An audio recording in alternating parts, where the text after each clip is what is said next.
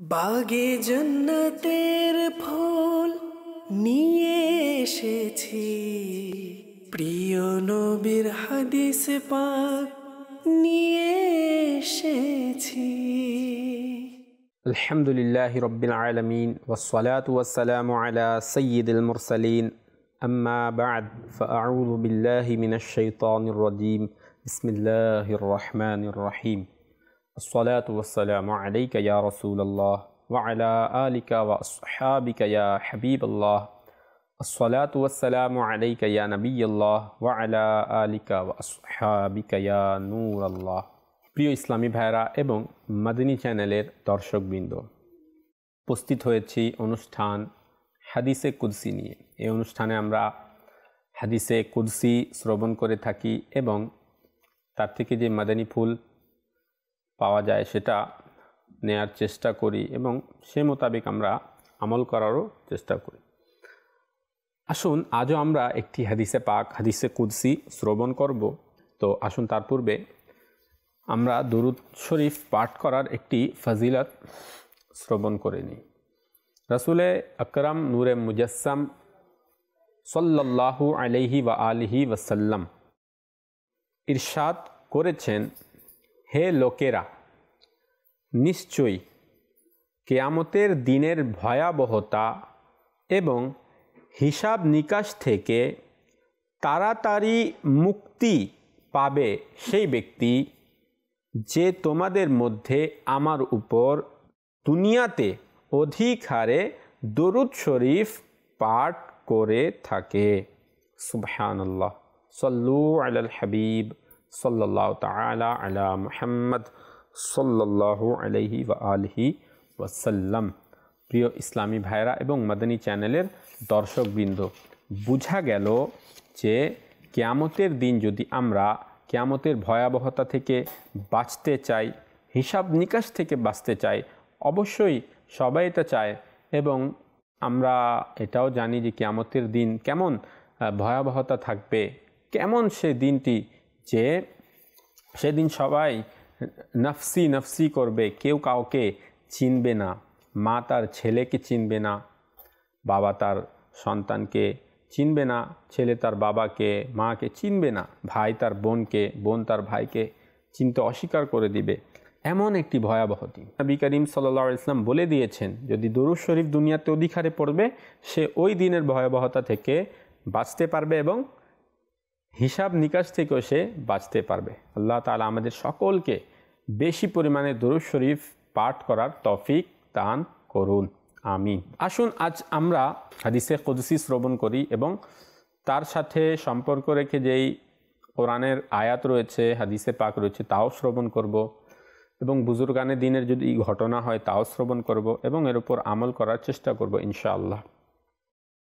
আন আব্দুর রহমান ইবনে আউফিন রাদিয়াল্লাহু আনহু قال سمعت رسول الله صلى الله عليه وسلم يقول قال الله تبارك وتعالى أنا الله وأنا الرحمن خلقت الرحم وشققت لها من اسمي فمن وصلته ومن قطعها বাতাতুহু। হযরত আব্দুর রহমান ইবনে আউফ রাদিয়াল্লাহু তাআলা আনহু হতে বর্ণিত, তিনি বলেন যে আমি রাসূলুল্লাহ সাল্লাল্লাহু আলাইহি ওয়া আলিহি ওয়াসাল্লামকে এটা বলতে শুনেছি যে তিনি বলেছেন যে আল্লাহ তাআলা ইরশাদ করেছেন, আমি আল্লাহ, আমি রহমান, আমি রহমকে সৃষ্টি করেছি। রহম আরবিতে বলা হয় আত্মীয়তাকে, আত্মীয়তার সম্পর্ককে, রক্তের সম্পর্ককে। তো আল্লাহ তাআলা বলেছেন যে আমি রহম অর্থাৎ আত্মীয়তাকে সৃষ্টি করেছি এবং আমি এই রহমান নাম থেকেই এটা অনুসৃত, অর্থাৎ রহমান নাম থেকে রহম এটা বের হয়েছে।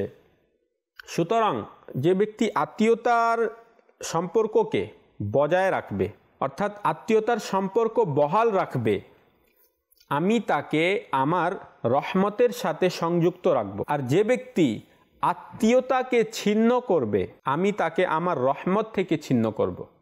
আমার রহমতও কেটে যাবে তার থেকে। যেহেতু সে আত্মীয়তার বন্ধনকে ছিন্ন করেছে, তো আমার রহমতকেও আমি তার থেকে ছিন্ন করে দিব। প্রিয় মাদানী চ্যানেলের দর্শকবৃন্দ, এই হাদিসে কুদসি দ্বারা কি বোঝা গেল? এটাই বোঝা গেল যে আত্মীয়তার সম্পর্ক বহাল রাখা, আত্মীয় স্বজনদের সাথে সম্পর্ক বজায় রাখা, এটা আমাদের আল্লাহ তাআলা খুবই পছন্দ করেন। না শুধু পছন্দ করেন, বরং এর অনেক ফজিলত রয়েছে। আল্লাহ তাআলা এর উপর অনেক প্রতিদান রেখেছেন। যারা নিজের আত্মীয় স্বজনদের সাথে ভালো আচরণ করে, নম্রতার ব্যবহার তাদের সাথে করে, এদেরকে আল্লাহ তাআলা এবং তার হাবিব সাল্লাল্লাহু আলাইহি ওয়াসাল্লাম খুব বেশি পছন্দ করেন। প্রথমে আমরা কোরআনে পাকের একটি আয়াত শ্রবণ করি। আল্লাহ তাআলা কি ইরশাদ করেছেন? আল্লাহ তাআলা ইরশাদ করেন, ফাআতি যাল কুরবা হাক্কাহু ওয়াল মিসকিনা ওয়াবনাস সাবিল। আল্লাহ বলেন, সুতরাং আত্মীয়কে তার প্রাপ্য দাও, আত্মীয়র যে হক রয়েছে তা আদায় করো, এবং মিসকিনকে এবং মুসাফিরকে। যালিকা খায়রুল লিল্লাযীনা ইউরিদুনা ওয়াজহাল্লাহ ওয়া উলাইকা হুমুল মুফলিহুন। সুবহানাল্লাহ। আল্লাহ বলেন, এটা উত্তম তাদের জন্য যারা আল্লাহর সন্তুষ্টি চায় এবং তারাই সফল কাম। অর্থাৎ যারা আত্মীয় স্বজনের হক আদায় করে, যারা মুসাফিরদেরকে এবং যারা মিসকিনদের হক আদায় করে, তো বলেন যে এটা উত্তম হলো তাদের জন্য যারা আল্লাহ তাআলার সন্তুষ্টি চায়। অর্থাৎ যারা এভাবে আল্লাহ তাআলার সন্তুষ্টি অর্জনের জন্য এমন করবে, তারাই সফল কাম হয়ে যাবে। মুফতি আহমদ ইয়ার খান নাঈমি রাহমাতুল্লাহি তাআলা আলাইহি বলেন যে সমস্ত আত্মীয় স্বজনের হক আদায় করার হুকুম দেওয়া হয়েছে এই আয়াতে। বোঝা গেল প্রত্যেক আত্মীয়ের হক রয়েছে। যারাই আমাদের আত্মীয় স্বজন, তাদের প্রত্যেকের কিছু না কিছু হক রয়েছে। এতে সমস্ত আত্মীয় স্বজন সম্পৃক্ত। আর এই আয়াত থেকে এটাও বোঝা গেল, আত্মীয় স্বজনদের সাথে ভালো আচরণ করা, দান খয়রাত করা, এটা শুধু আনুষ্ঠানিকতার ধারাবাহিকতার জন্য করবেন না। অর্থাৎ মানুষকে শুধু দেখানোর জন্য, আনুষ্ঠানিকতার জন্য করবেন না, বরং শুধুমাত্র আল্লাহ তাআলার সন্তুষ্টির জন্য করবেন। যে আল্লাহ তাআলা কোরআনে ইরশাদ করেছেন যে আত্মীয় স্বজনের হক আদায় করো। আত্মীয় স্বজনের হক আদায় করব, এটা আল্লাহ তাআলাকে সন্তুষ্ট করার জন্য, মানুষকে দেখানোর জন্য না। আরেকটি আয়াতে আল্লাহ তাআলা বলেছেন, ওয়াত্তাকুল্লাহাল্লাযী তাসাআলুনা বিহি ওয়াল আরহাম ইন্নাল্লাহা কানা আলাইকুম রাকীবা। আল্লাহ বলেন, এবং আল্লাহকে ভয় করো, যার নাম নিয়ে তার কাছে চাও, এবং আত্মীয়তার প্রতি সজাগ দৃষ্টি রাখো। এই আয়াতেও আল্লাহ তাআলা বলেছেন যে আত্মীয় স্বজনের হক আদায় করো। মুফতি আহমদ ইয়ার খান রাহমাতুল্লাহি আলাইহি বলেন এই আয়াতে যে মুসলমানদের নিকট যেমনইভাবে নামাজ, রোজা, হজ, জাকাত ইত্যাদি জরুরি, তেমনইভাবে আত্মীয় স্বজনদের সাথে সুন্দর আচরণ করাও খুবই জরুরি। এটা দুনিয়াতেও রয়েছে এবং আখিরাতেও এর খুবই উপকার রয়েছে, এবং সে জীবন, মৃত্যু, আখিরাত সব কিছুতেই সফল হয়ে যাবে যে ব্যক্তি আত্মীয় স্বজনদের সাথে ভালো আচরণ করবে। কিন্তু দুর্ভাগ্যবশত আমাদের সমাজে কিছু লোক এমনও আছে যারা আত্মীয় স্বজনের হক আদায় করে না, বরং আত্মীয় স্বজনদের সাথে সম্পর্ক ছিন্ন করে রাখে। প্রিয় মাদানী চ্যানেলের দর্শকবৃন্দ, আত্মীয় স্বজন কারা? যাদের সাথে আমাদের সম্পর্ক আছে তারাই তো আত্মীয় স্বজন। কিছু আমাদের নিকটস্থ আত্মীয় রয়েছে, যেমন মা, বাবা, নানা, নানি, দাদা, দাদি, মামা, খালা, ফুফু, চাচা, এবং তাদের সাথে যারা রিলেটেড, অর্থাৎ মামার সন্তান, চাচার সন্তান, এই সবাই আমাদের নিকটস্থ আত্মীয়। এদেরকে আল আরহাম বলা হয়। এক কথায় শরীয়তে বলা হয় যে যাদের সাথে বিবাহ হারাম করা হয়েছে শরীয়তের মধ্যে, যাদেরকে যু রাহাম মাহরাম বলা হয়, তারাই হলো নিকটস্থ আত্মীয় স্বজন। আর এমনিভাবে তো যাদের সাথে আমাদের সম্পর্ক রয়েছে সবাই আমাদের আত্মীয়, কিন্তু যাদের কথা বলা হয়েছে নিকটস্থ আত্মীয় স্বজন, এদের হক অনেক বেশি। মা বাবা, ভাই বোন, দাদা দাদি, নানা নানি, মামা, খালা, চাচা, ফুফু, এদের হক অনেক বেশি। অন্যান্য আত্মীয় স্বজনের তুলনায় এদের হক খুবই বেশি রয়েছে।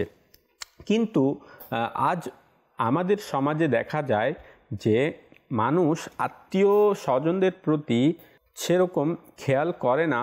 এমনও হয় যে কোনো অন্য মানুষ অর্থাৎ পর মানুষ থেকে, অর্থাৎ অন্যান্য মানুষের কাছ থেকে যদি কোনো কষ্ট পায় তো সেটার ক্ষেত্রে মানুষ ইগনোর করে, সেটাকে বাদ দিয়ে দেয়। কিন্তু কোনো আত্মীয় যদি কোনো কষ্ট দিয়ে দেয় সেটাকে মানুষ তাড়াতাড়ি ক্ষমা করতে চায় না, অথবা সেটাকে ছেড়ে দেয় না, বরং মানুষ তাদের সাথে প্রতিশোধ নেয়ার জন্য চলে আসে, প্রতিশোধ নিতে চায় নিজের আত্মীয় স্বজন থেকে।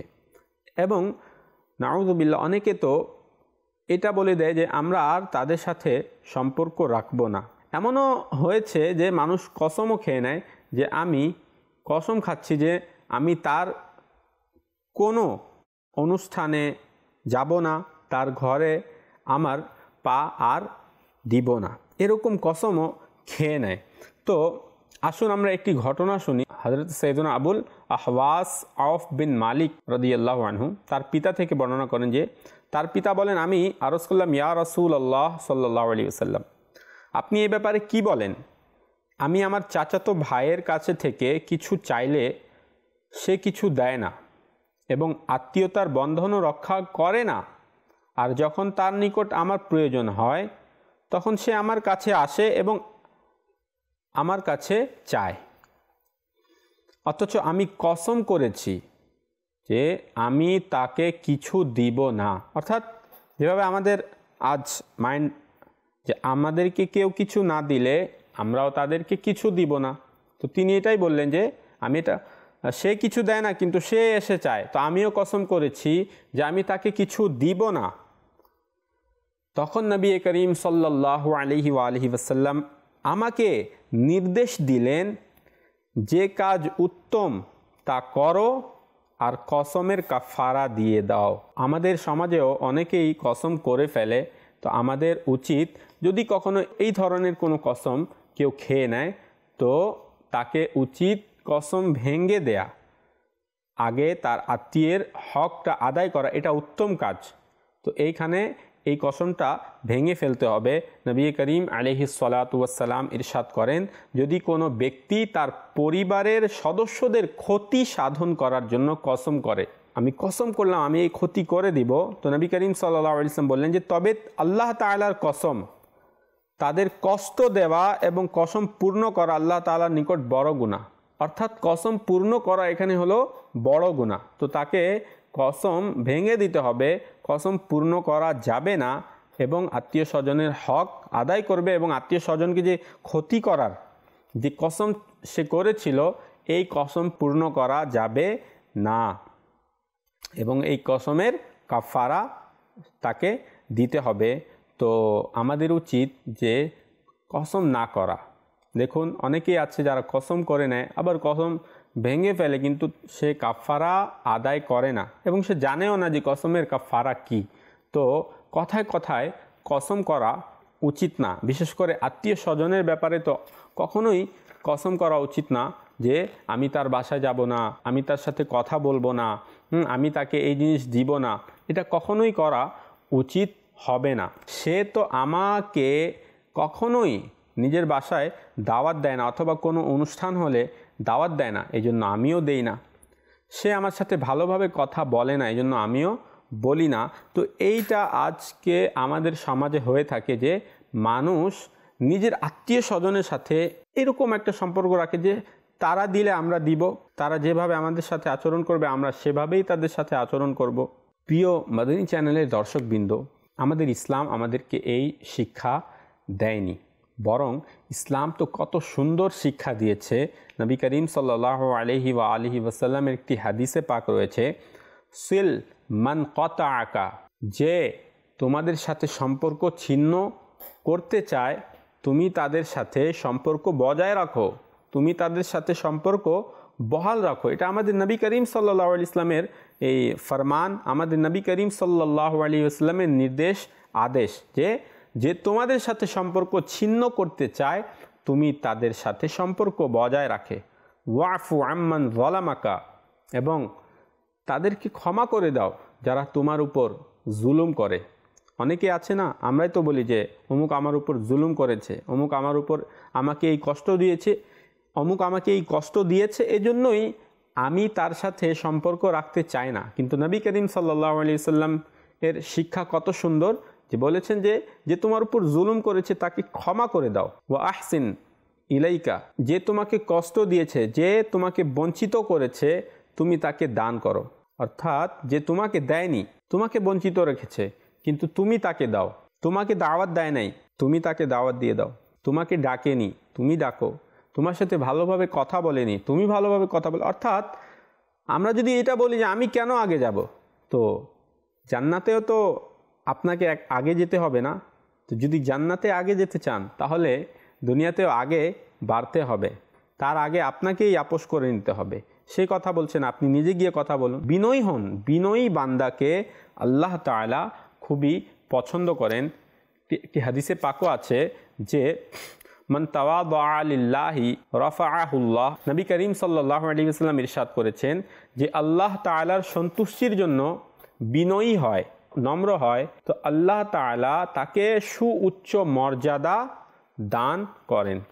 অর্থাৎ সে আল্লাহ তাআলার জন্য বিনয়ী হয়েছে, যে আল্লাহ তাআলা হুকুম দিয়েছেন যে আত্মীয়দের সাথে ভালো ব্যবহার করো। যদিও আত্মীয় স্বজন পড়ছে না, আপনার ভুল নেই, তবু আপনি গিয়ে ক্ষমা চাইলেন। এটা কি হলো? আপনি আল্লাহ তাআলার হুকুমের উপর আমল করলেন এবং আপনি বিনয়ী হলেন। তো এর কারণে আল্লাহ তাআলা আপনারই মর্যাদা বৃদ্ধি করে দেবেন। এমন না যে আপনি তার কাছে গেলেন তো আপনি ছোট হয়ে গেলেন। যদি মানুষের দৃষ্টিতে ছোট হয়েও যান, আল্লাহর দৃষ্টিতে আপনি ছোট হননি, বরং আল্লাহ তাআলা আপনার মর্যাদা বৃদ্ধি করে দিবে। নবী করিম সাল্লাল্লাহু আলাইহি ওয়াসাল্লাম ইরশাদ করেন যে সম্পর্ক রক্ষাকারী সে নয় যে এই অদল বদলটি করে। অর্থাৎ অদল বদল, সে দিলে আমি দিব, সে না দিলে আমি দিব না। তো সম্পর্ক রক্ষাকারী সে নয় যে এই অদল বদলটি করে, কিন্তু সম্পর্ক রক্ষাকারী সে যখন তার সাথে সম্পর্ক বিচ্ছিন্ন হয় সে তা সংযুক্ত করে। অন্য এক হাদিসে রয়েছে, ওই সমস্ত লোকদের সাথে একত্রিত হয়েও না যারা এটা বলে যদি মানুষ আমাদের সাথে ভালো ব্যবহার করলে আমরাও ভালো আচরণ করব, আর মানুষ যদি আমাদের উপর অত্যাচার করে তবে আমরাও প্রতিশোধমূলক অত্যাচার করব। বরং নিজেকে এই কথার অভ্যস্ত করুন যে মানুষ যদি ভালো আচরণ করে তবে তো আমরা আচরণ করবই ভালো, কিন্তু যদি খারাপ আচরণও করে, আত্মীয় স্বজনের পক্ষ থেকে যদি এরকম কোনো আচরণ আসে, তবু আমরা তাদের সাথে ভালো আচরণ করব। কেন? আল্লাহ তাআলা আত্মীয় স্বজনদের সাথে ভালো আচরণ করার, ভালো ব্যবহার করার নির্দেশ দিয়েছেন। কিছু হাদিসে পাক শ্রবণ করি যে আত্মীয়দের সাথে ভালো সম্পর্ক বজায় রাখলে কি লাভ। নবী করিম সাল্লাল্লাহু আলাইহি ওয়া আলিহি ওয়াসাল্লাম ইরশাদ করেন যে এটা চায় যে তার রিজিক প্রশস্ত করে দেয়া হোক, বাড়িয়ে দেয়া হোক, যে এটা চায় যে তার মৃত্যু দেরিতে হয়, অর্থাৎ তার হায়াত বেড়ে যায়, তবে সে যেন আত্মীয়তার বন্ধন সেটাকে রক্ষা করে। যে রক্তের সম্পর্ক যাদের সাথে আছে, আত্মীয়তার বন্ধন সেটা যেন রক্ষা করে। আরেকটি হাদিসে পাক নবী করিম সাল্লাল্লাহু আলাইহি ওয়াসাল্লাম ইরশাদ করলেন যে সম্পর্ক সংযুক্ত করলে ঘরের সদস্যদের মাঝে ভালোবাসা সৃষ্টি হয়, সম্পদে বরকত হয়, আর আয়ু বৃদ্ধি পায়, হায়াত বেড়ে যায়। এবং আরও একটি হাদিসে পাক নবী করিম সাল্লাল্লাহু আলাইহি ওয়াসাল্লাম ইরশাদ করেন, নিঃসন্দেহে আল্লাহ তাআলা এক সম্প্রদায়ের কারণে দুনিয়াকে উজ্জীবিত রাখেন এবং তাদের কারণে সম্পদ বৃদ্ধি করেন, আর যখন থেকে তাদেরকে সৃষ্টি করেছেন তাদের প্রতি অসন্তুষ্টির দৃষ্টিতে তাকাননি। আরজ করা হলো, ইয়া রাসূলুল্লাহ সাল্লাল্লাহু আলাইহি ওয়াসাল্লাম, তা কি কারণে? ইরশাদ করলেন, তারা তাদের আত্মীয়দের সাথে সম্পর্ক সুরক্ষিত রাখার কারণে। অর্থাৎ আল্লাহ তাআলা এমন এক সম্প্রদায়কে দুনিয়াতে জীবিত রাখেন, তাদেরকে কখনোই তাদের দিকে অসন্তুষ্টির দৃষ্টিতে তাকাননি। কি কারণে? শুধুমাত্র তাদের এই আত্মীয়দের সাথে যে তাদের সম্পর্ক ভালো, এই কারণে। আত্মীয় স্বজনদের সাথে সম্পর্ক ভালো রাখার কিছু উপকারিতা আছে। কি? সর্বপ্রথম আল্লাহ তাআলা সন্তুষ্ট হন। এটার চেয়ে বড় নেয়ামত আর কিছুই নেই যে আল্লাহ তাআলাই সন্তুষ্ট হয়ে গেছেন। আল্লাহ তাআলা যখন কারোর প্রতি সন্তুষ্ট হয়ে যাবেন, তার আর কী জিনিসের দরকার রয়েছে? সে তো সব কিছুই পেয়ে গেল। কেন? সে আল্লাহ তাআলার সন্তুষ্টি পেয়ে গেছে। তো সর্বপ্রথম হলো যে আত্মীয়দের সাথে সম্পর্ক বজায় রাখে, আল্লাহ তাআলা তার প্রতি সন্তুষ্ট হন। নাম্বার 2, মানুষের খুশির কারণ হয়, অর্থাৎ মানুষেরাও তার প্রতি সন্তুষ্ট হয়, অর্থাৎ আত্মীয় স্বজনও তার প্রতি সন্তুষ্ট থাকে। অন্যান্য মানুষও তাদেরকে ভালো বলে না এই ব্যক্তি ভালো, কারণ কি? সে নিজের আত্মীয়দের সাথে মিলেমিশে থাকে। 3 নম্বর, ফেরেশতারাও খুশি হয়। 4 নম্বর, মুসলমানদের পক্ষ থেকে ওই ব্যক্তির প্রশংসা হয় যে সব মুসলমান তাকে ভালো বলে। তারপরে হলো শয়তান কষ্ট পায়। কারণ কি? শয়তান তো চাই যে আত্মীয় স্বজনদের মাঝে ঝগড়া লেগে যাক, আত্মীয় স্বজনরা একে অপরের সাথে আলাদাও হয়ে যাক। শয়তান তো এটা চায়। তো আপনি যখন নিজের আত্মীয় স্বজনের সাথে মিলেমিশে থাকবেন, আত্মীয় স্বজনদের সাথে সম্পর্ক বজায় রাখবেন, তো শয়তান কষ্ট পায়, আর তাকে আমরা অবশ্যই কষ্ট দিব, কেননা সে আমাদের প্রকাশ্য শত্রু। তারপরে বয়স বৃদ্ধি পায়, রিজিকেও বরকত হয়, মৃত মুসলমান বাপ দাদারা খুশি হন। অর্থাৎ যদি আমরা আত্মীয় স্বজনদের সাথে ভালো ব্যবহার করি, তাদের সাথে সম্পর্ক বজায় রাখি, তো যারা মৃত্যুবরণ করেছে, যারা দুনিয়া থেকে চলে গিয়েছেন, বাবা মা দাদা দাদি, তারাও খুশি হয় এবং ভালোবাসাও বৃদ্ধি পায় একে অপরে, এবং মৃত্যুর পর তার সওয়াব বেড়ে যায়, কেননা লোকেরা তার ব্যাপারে কল্যাণের দোয়া করে থাকে। অর্থাৎ দেখেন, একদিন না একদিন তো দুনিয়া থেকে যেতেই হবে।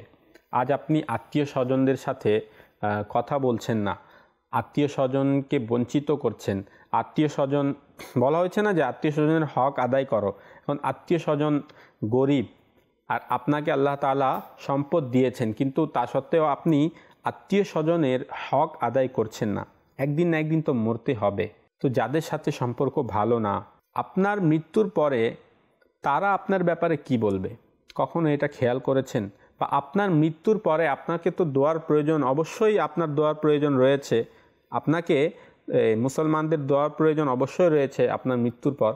তো কখনো এটা ভেবেছেন যে আপনি আত্মীয় স্বজনদের সাথে যদি ভালো আচরণ না করেন, তো মৃত্যুর পরে, আপনার মৃত্যুর পরে তারা কি আপনার জন্য দোয়া করবে? কখনোই না।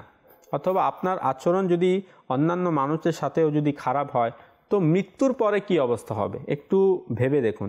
আর যদি সম্পর্ক সবার সাথে ভালো থাকে, তো দুনিয়াতেও মানুষ আপনার প্রশংসা করবে, দুনিয়াতেই আপনার জন্য দোয়া মানুষের অন্তর থেকে বের হবে। আর যখন আপনার ইন্তেকাল হবে, মৃত্যুর পরেও মানুষ আপনার জন্য দোয়া করতে থাকবে আল্লাহর কাছে। আর এটাই কিন্তু, আর যখন মুসলমানরা কাউকে ভালো বলে, তো সে ব্যক্তি আল্লাহর নিকটও ভালো ব্যক্তি হিসাবে গণ্য হয়। এবং অনেক সময় আত্মীয় স্বজনদের সাথে সম্পর্ক ছিন্ন হয়ে যাওয়ার একটি কারণ হলো কুধারণা। অনেক সময় দেখেন, মুসলমানদের অপারগতা থাকতেই পারে যে কোনো বিষয়ে তারা আপনাকে বলেনি, কোনো বিষয়ে আপনাকে জানায়নি, অথবা কোনো অনুষ্ঠানে আপনাকে দাওয়াত দিতে পারেনি। তো সেখানে এটাও তো আমরা ধারণা করতে পারি যে হয়তো তাদের কোনো অপারগতা রয়েছে, এই কারণে হয়তো আমাদেরকে ইনভাইট করেনি। কিন্তু আমরা কি করি? আমরা প্রথমে এটাই ভেবে নেই যে তাদের কাছে আমাদের কোনো দাম নেই, কোনো মূল্য নেই, এই জন্য আমাদেরকে তারা বলেনি অথবা দাওয়াত দেয়নি। তো এই ধারণা, আমাদেরকে আমাদের ধারণাটাকে ভালো করতে হবে, সুধারণা করতে হবে। কুধারণা করা যাবে না, কারণ কুধারণা করা এটা হারাম। নবী করিম সাল্লাল্লাহু আলাইহি ওয়াসাল্লাম ইরশাদ করেন যে হুসনুজ যন্নি মিন হুসনিল ইবাদাহ, অর্থাৎ সুধারণা একটি উত্তম ইবাদত। তো কোনো আত্মীয় যদি কখনো কোনো এমন অনুষ্ঠান হয়েছে যে সবাইকে দাওয়াত দিয়েছে কিন্তু আপনাকে দেয়নি, তো তখন এটাই ভাববেন যে হয়তো তার মাথায় এটা ছিল না, হয়তো তার মাথা থেকে এটা বের হয়ে গেছে আমার কথা, এইগুলা ধারণা করে নিন। হ্যাঁ, কখনোই এই কুধারণা করবেন না। যখনই কুধারণা করা, আর এটা শয়তানের পক্ষ থেকেই হয়, এই সম্পর্ক ছিন্ন হয়ে যায়, সম্পর্ক শেষ হয়ে যায়। অবশ্য যদিও আত্মীয় স্বজন ইচ্ছাকৃতভাবেই আপনাকে দাওয়াত দেয়নি, তবুও আপনি এই ধারণাই করবেন যে হয়তো সে আমার ব্যাপারে ভুলে গিয়েছে অথবা কোনো অপারগতা রয়েছে যার কারণে সে আমাকে ডাক দেয়নি। নবী করিম সাল্লাল্লাহু আলাইহি ওয়াসাল্লাম ইরশাদ করেন, যার এটা পছন্দ হয় যে তার জন্য জান্নাতে একটা মহল বানানো হোক, একটা প্রাসাদ বানানো হোক এবং তার মর্যাদা বৃদ্ধি করে দেয়া হোক, তো তার উচিত যে তার উপর জুলুম করে তাকে যেন ক্ষমা করে দেয়, যে তাকে বঞ্চিত করে সে যেন তাকে দান করে, আর যে তার সাথে সম্পর্ক ছিন্ন করে সে যেন তার সাথে সম্পর্ক অটুট রাখে, সম্পর্ক বজায় রাখে। তো প্রিয় মাদানী চ্যানেলের দর্শকবৃন্দ, আমরা জানতে পারলাম যে সম্পর্ক, আত্মীয়তার সম্পর্ক, রক্তের সম্পর্ক বজায় রাখার কি ফজিলত এবং বরকত রয়েছে। তো আসুন না আমরাও নিয়ত করে নিই, যদিও আত্মীয় স্বজনের মাঝে অনেক দিন ধরে যদি আপনার কথাবার্তা নেই, হ্যাঁ, আপনি তার বাসায় যান না, তারাও আসে না, তো আজ নিয়ত করুন যে তাদেরকে ক্ষমা করে দিব এবং তাদের কাছে নিজে থেকে গিয়েই ক্ষমা চেয়ে নিব।